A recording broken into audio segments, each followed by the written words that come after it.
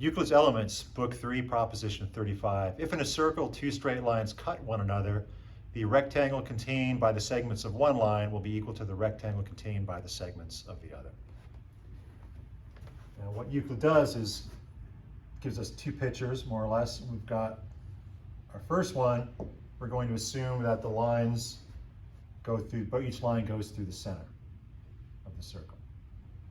So we'll call the center X, A, B, and then we've got our line C, D, and we're saying that the figure or the rectangle contained by AX, XB will equal the rectangle contained by CX, XD. And it's once manifest that all of these lines are equal because they're radii, and therefore the figure contained by them will actually be a square.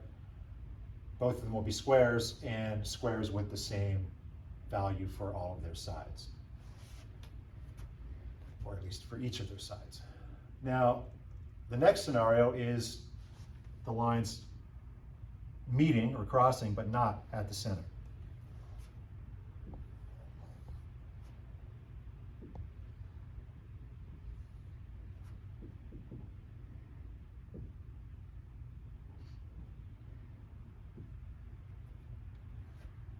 And we'll call this point E.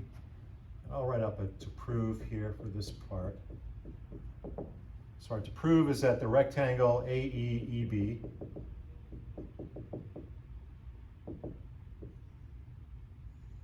will equal the rectangle DEEC.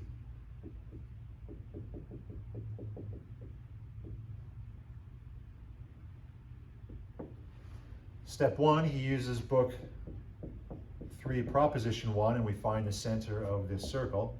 We'll call it F. And then he joins a bunch of lines. We're going to join F to C, F to E, F to B. And then he drops from F a line perpendicular to AB. We'll call that, I'll move the point F, calls that FG. And we also drop a line from F perpendicular to DC. And we know from, call this point H, we know from proposition 3 of book 3 that when you have a straight line through the center, drawn perpendicular to a line not through the center, it bisects that line not through the center. Therefore, we can say that AG is equal to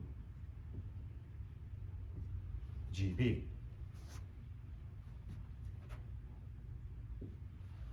And now we can apply proposition 5 of book 2. And we can say that the rectangle AEEB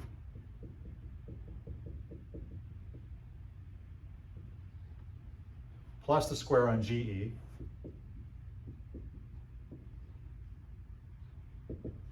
they're equal to the square on GB.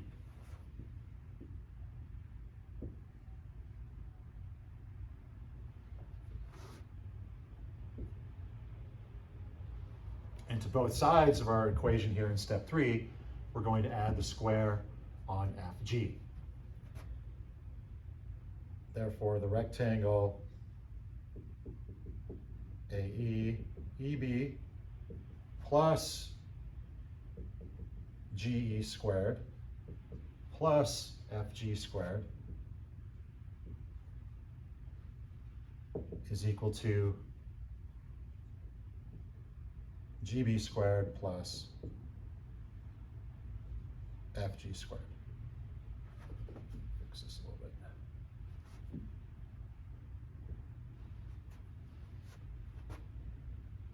And utilizing proposition 47 from book 1, the Pythagorean theorem, we can see in the right triangle FGE that the square on GE plus the square on GF are equal to the square on FE. You can write square FE here.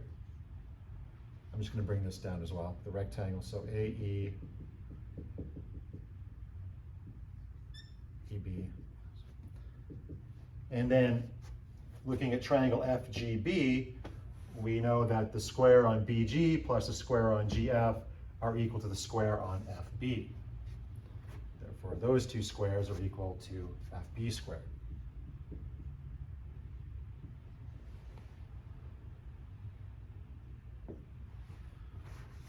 But FB, line FB, is equal to FC because they are radii of the circle.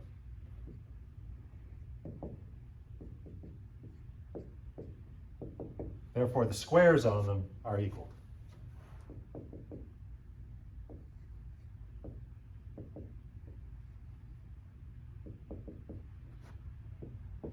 And so what I'm going to do is replace FB here with the square on FB with the square on FC. Therefore, we've got the rectangle AE, EB, plus the square on FE equaling the square on FC. But similarly, using all of these steps, we can show that the rectangle DECE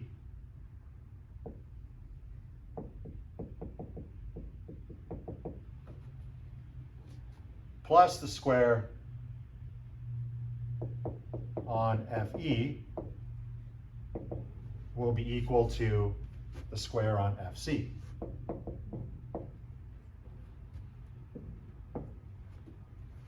And since all of that and all of that are each equal to the square on FC, then by common notion number one, things equal to the same thing or equal to each other, these two things in the circles must be equal to each other. So common notion number one, the rectangle AEEB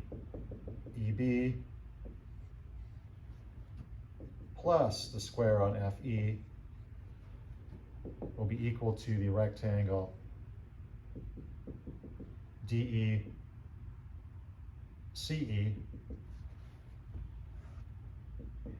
plus the square on FE. And now we can use, on this equation here, common notion number three, which says equals subtracted from equals makes the remainders equal. We're going to subtract the square on FE from both sides. Subtract FE squared. So that's going to leave us with the rectangle AEEB